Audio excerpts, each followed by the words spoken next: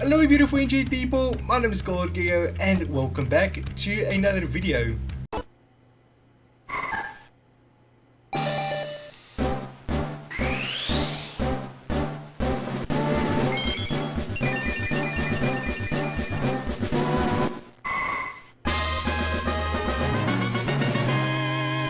So yeah, if you haven't noticed yet, I have got a new logo.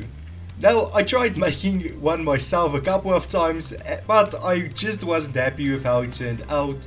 So yeah, I just went ahead and got a professional to make it for me, and yeah, I think he got it pretty spot on. But now that that's out of the way, let's get into today's showcase. So this add-on is the Geos Machine add-on, and basically it's the follow-up to the drills and quarries. So I basically took the drills and quarries and just completely upgraded it to something completely new and wonderful.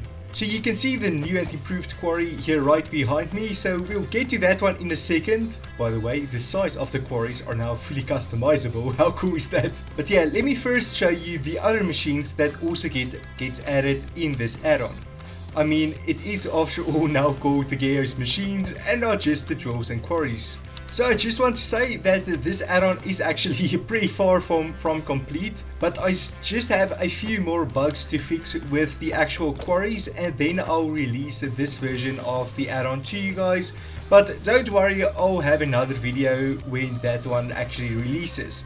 But just know that I have plans for at least another 5 machines. So yeah, I'll add them at some point in the near future. Okay, so first we're going to be taking a look at this guy over here. Now this is the conveyor belt. And to craft it's actually quite simple. All that you need is some scaffolding, some leather and a powered rail.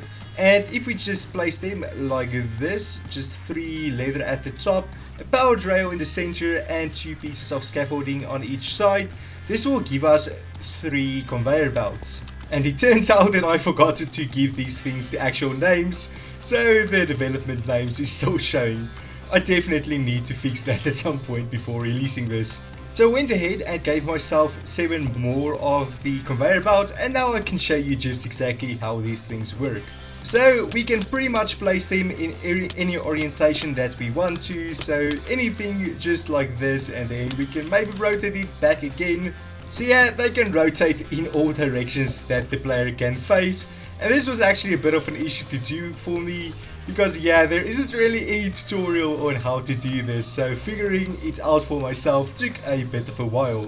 So yeah, I quickly went ahead and built up a little collecting system here, and just a dropping system over there so that we can see this thing in action. Okay, so if we dispense a few items onto the conveyor belt, then you can see that they will move along the conveyor belt and end up in these hoppers that will transfer them into our little chest. And yeah, you can just kind of spam it or connect this up to a clock, or you can throw them onto the conveyor belt if you can actually get them on the conveyor belt like this, and they will just kind of move along. Now you might notice that this conveyor belt points into this hopper, but then I have another hopper over here, and the reason for that is that there is currently a bit of an issue with the conveyor belts. So basically what could happen is an item could end up on the very edge of the conveyor belt, and since the conveyor belts are not exactly as tall as a full block like a hopper, well, what could happen is that the items will actually fall on the sides of the hopper and not go into the actual hopper. So you could lose items, so that's why it is advised to use 2 hoppers just like this. But anyway, that is pretty much it for our conveyor belts. There isn't really that much to it, but it is a really cool concept. And yeah, it especially looks cool when you connect it up to like a factory or a farm or even like the quarry. It looks really cool to see the items transfer like this instead of going through a hopper chain. Now our next item over here is the compressor. Now to craft it is also pretty simple. All that you need to do is to grab yourself some iron blocks, 3 on the top and 3 at the bottom, a piston in the center and 2 pieces of glass on the side like that, and this will give you a compressor. Now as it stands, the compressor can only do one thing, but I will be adding more functionality to it, as I add more machines. And that one feature is turning iron ingots into netherite. Now before you get either very excited or very mad, the netherite is just a placeholder item for a custom item that you will be needing, aka reinforced steel. Now the reinforced steel will be used to craft the quarries, but I just haven't gotten around to doing it yet, and also the quarries' crafting recipe is also not entirely implemented yet. But yeah, as you can see, I made some slight modifications to our conveyor belt system here just so that it looks a bit cooler. But if we place down our compressor on top of this block and activate our redstone clock, you will see that iron ingots will get spat out, and over time they will be compressed and turned into netherite ingots. So yeah, some pure netherite over there. Now the compressor will always spit out its item facing north, so when building your farm or whatever, make sure that you place it so that your collection system is also facing north. So yeah, that is currently all that there is to the compressor, but I do have plans for a bunch of new features and items for it, like synthetic diamonds and like compressing cobblestone to get stone and stuff like that, so it will have more uses down the line. Now we can move on to the quarry, or the quarry markers rather. Now, like I mentioned, these guys currently have no crafting recipe because I'm not entirely sure how I want to do it, because you don't actually place down the quarry. You get 2 markers, and then these markers will be placed in the 2 corners, and that is where the quarry will be formed. So if you're confused about the reason for that, well, it's because this way we can have custom sized quarries. So whichever shape or size you need, you can make your quarry for that. So like I said, all that you need to do is to place down 1 marker in the one corner and move to where the other corner of your quarry is going to be, place down the second marker and change it to its second state by right clicking or whatever interaction button you have.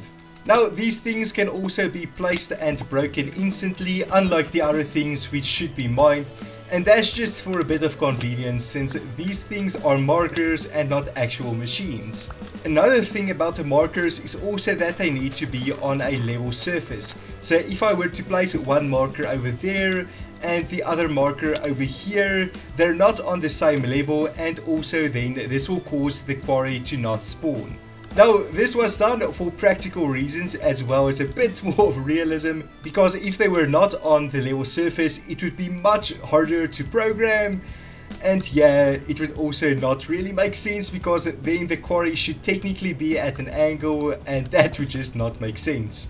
But yeah, that's enough talking, let me actually show this quarry to you. So we're going to place down 1 marker over there, place down our other marker over here, change it to its second state, and then we are going to quickly run this command. Now obviously in the final version you guys won't need to run this command. This will probably be done through either automatically or there will be some other trigger. You don't need to run a command, but since it's still under development, I need to run this command. But yes, let's run this command and you should see that our quarry has appeared, and slowly over time it will mine away at the ground just like the old ones, but except they can actually be different sizes. Now technically I also made this drawer that you can see behind me, but it isn't entirely working the way that I want it to, and I'm still trying to get it to work the way I want it to, but if I can't get it to work that way, then I might end up scrapping it from the whole thing. But yeah, I do hope that you guys did enjoy this video.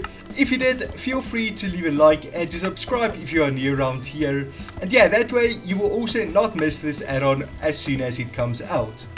But thanks for watching guys, and I will see all of you again in the future with a brand new video. Cheers!